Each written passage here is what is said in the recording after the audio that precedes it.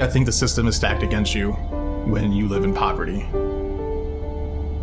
Why is there liquor stores on every corner of the hood? I understand how people just get stuck in that lifestyle or just living in that because there's no opportunities. I grew up in the north end of Toledo. Both my parents were heroin addicts. My brother grew up to be a heroin addict.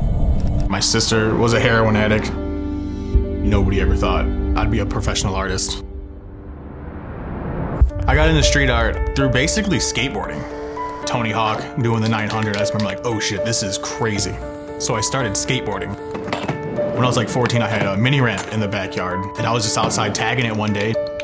And my older cousin, he was like, yo man, you should check out graffiti. I'm like, oh, graffiti, what's that?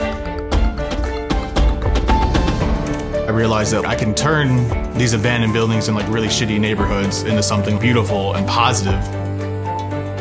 It sparked that, light in me that was like, okay, there's something to this for sure.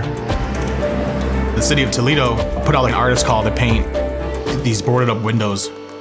And I was one of the artists who got chose. So that was like a big deal to me at the time. You can be having a tough day and you drive past a bright, beautiful, colorful mural. I think it just really lifts the spirit of like anybody who sees it.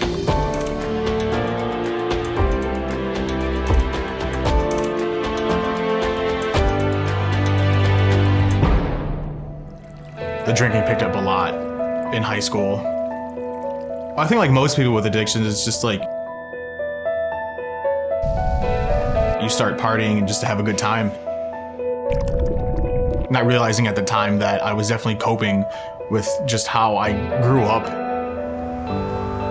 After high school, I was just constantly, drinking a lot.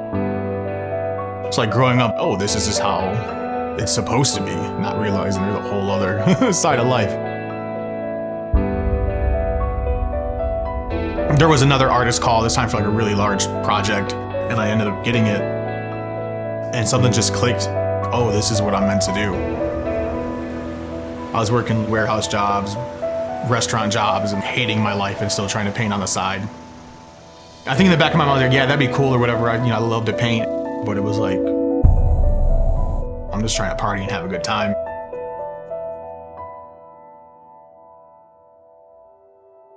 April of 2017, my best friend Corey took his life. I threw my phone down, ran outside into the alley and was just screaming and crying. He always had my best interest in mind, and he was a very, very wise dude for like how young he was. I've never felt like that before in my life.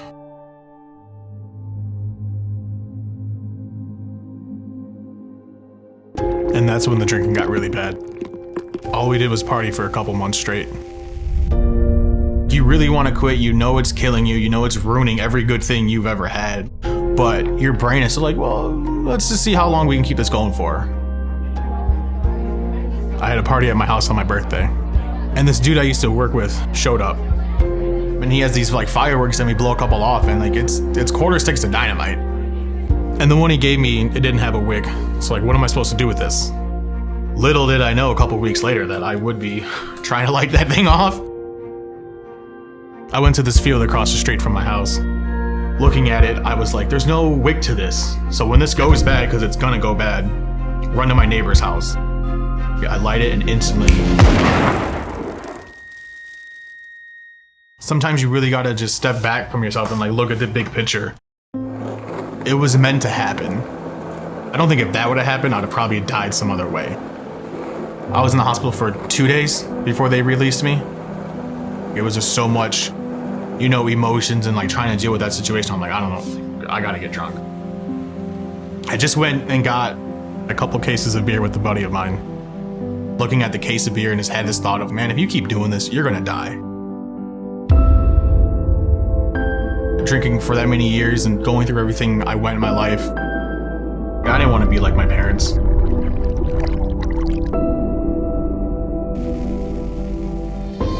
There's just so many better ways to deal with issues of pain and sadness, whatever you're dealing with in life.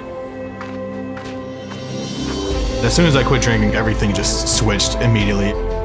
I was starting to get large contracts with different businesses in the city. It made me realize there's just greater things out there. The rose from concrete needed fresh water to grow. Damn, I'm the fucking rose from the concrete. I came from chaos and just ugliness and blossomed into this thing of beauty. And if I can use, my pain and background and what I came from to do that, it's the motivation that I use just to create a better world. Whatever you want in this life, you can make it happen. You just gotta want it.